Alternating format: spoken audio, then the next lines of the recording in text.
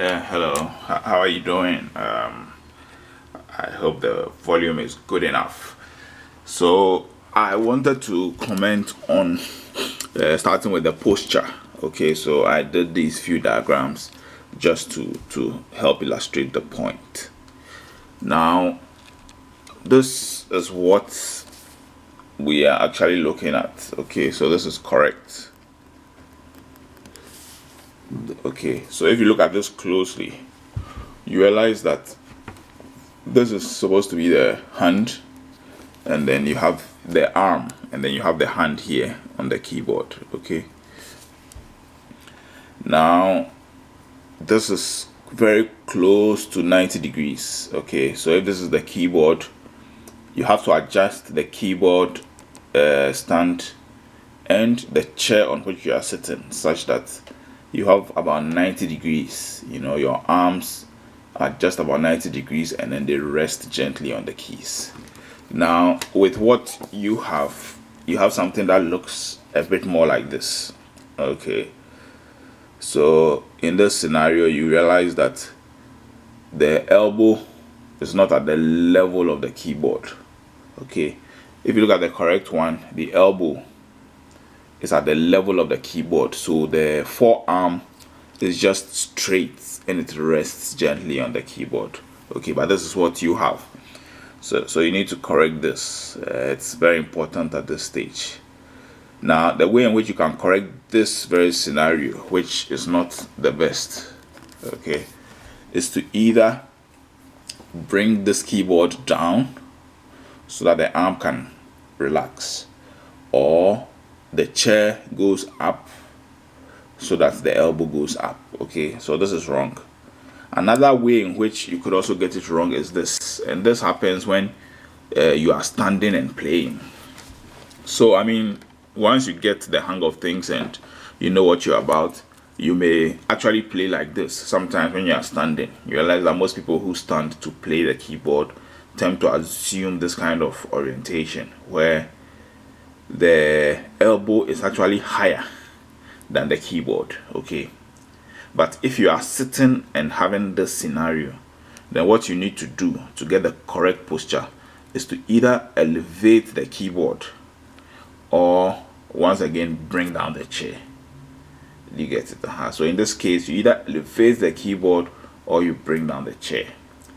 But whichever way you find yourself and whichever way you correct yourself, you're supposed to have something about this posture. Okay, where the height of the keyboard stands. So it also depends on the the height of the keyboard itself. But after the setup has been done, you sit on your chair, your elbow, you flex your arm to about 90 degrees here, and the hand should just be slightly resting on the keyboard. Okay, that's good. So that's the first thing with posture. Okay, now the second thing with posture is that your knees should just be below the keyboard. Okay, so you don't push yourself all under the keyboard. If you get this posture and the chair's height is right, your knees will just be able to just enter below the keyboard. Okay, so the chair should also be adjusted in such a way that your knees are just under the keyboard. Okay, so those are two things to be mindful of. Now another thing is the wrist. Now you can see my wrists. Okay, let me use my wrist. Actually, let me do that on the keyboard.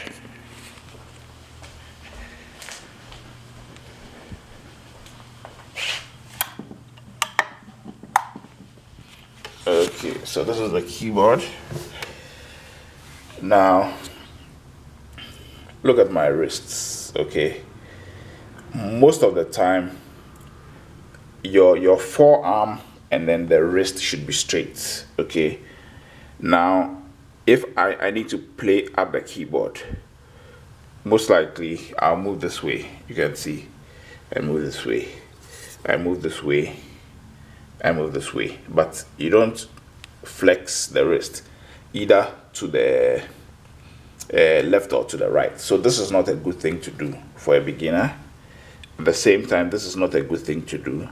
It should be straight. Okay, So when some are playing and they need to go up the key, they may tend to now twist the arm this way, which is not a good thing to do. The good thing to do is to move the whole hand this way. Okay, so more or less this joint, it's a joint that can move up, down.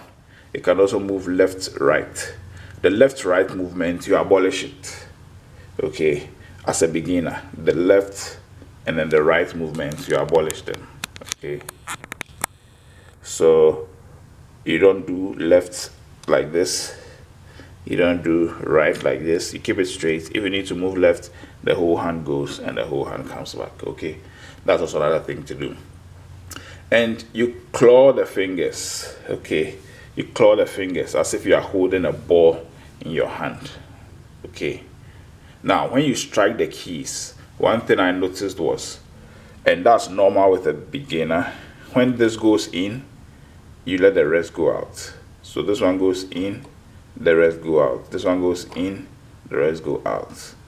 But what you want to do is the keys want to be on the individual notes. Okay, and if you notice, I just slide them just so that the longest of the fingers are touching, just at the beginning of the black keys. Okay, so the thumb is short, so definitely it's here.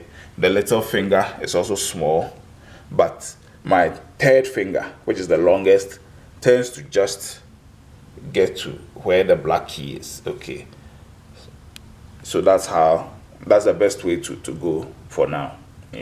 As you play, you may want to get in when you are now playing black keys and then come out, but for now you just want to position it just something like this. Okay, and then when you push one down, don't run the others away. They should all still be touching as much as possible. So what happens is your fingers now begin to move independently. Okay, it's a hammer action, one finger at a time.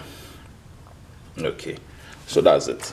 And then the final thing is, if you look at the example we played, it goes for the right hand 1 2 3 4 5 4 3 2 1 2 3 4 5 4 3 2 1, but you were playing 1 2 3 4 5 5 4 3 2 1.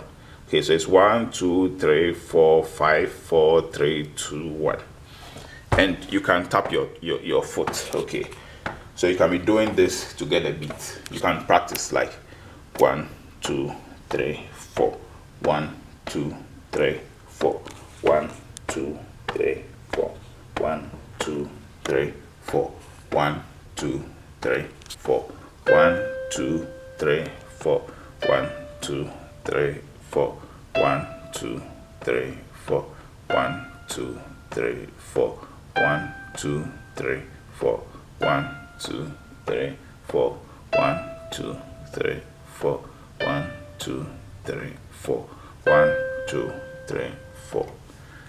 When you come to the left hand, it also goes from finger 5. So 5 4 3 2 1 2 3 4 5. So 1 2 3 4 1 2 3 4 1 2 3 4 1 2 3 4 1 2 3 4 1 2 3 4 1 2 3 4 1 2 3 4 1 2 3 4. So now we play each note and we are counting 4. Now when you do that, it takes time. Keep practicing, and then you move on to playing each note for 2 beats. So 1 2 3 4 1 2 3 4 1 2 3 4 1 2 3 4 1 2 3 4 1 2 3 4 2 4 2 3 4 1 2 3 4. And then after that, you are now going to play each note for just 1 beat. Okay, so 1 2 3 4 1 2 3 4 1. Okay. 1 2 3 4 1 2 3 4 1 2 3 4 1. Okay, so you can see my hand. I didn't do this like you did. Okay, and you don't do this as well. Straight. 1, 2, 3, 4. 1, 2, 3, 4. 1, 2, 3, 4. 1, 2, 3, 4. 1, 2, 3, 4. I just end the last one with a 4, you know. And then you can do the same for your left hand as well. 1, 2, 3, 4. 1, 2, 3, 4. 1, 2, 3, 4. 1, 2, 3, 4. 1, 2, 3, 4. 1, 2, 3, 4. 1, 2, 3, 4. 1, 2, 3, 4. 1, 2, 3, 4. 1, 2, 3, 4. 1, 2, 3, 4. 1, 2, 3, 4. 1, 2, 3, 4. Okay, so that's good. And so I think you should keep practicing. Left hand, you know, you start by counting 4 for each note, then you go on to count 2 beats for each note, then 1 beat for each note. You do the same for the left and right, then you now combine the 2 of them. You start playing slowly, each note for 4 beats, both hands, then each note for 2 beats, both hands, then each note for a beat for both hands. Okay, you keep practicing. This is the foundation. You keep practicing. Your fingers will loosen up. You'll be able to move the fingers independently.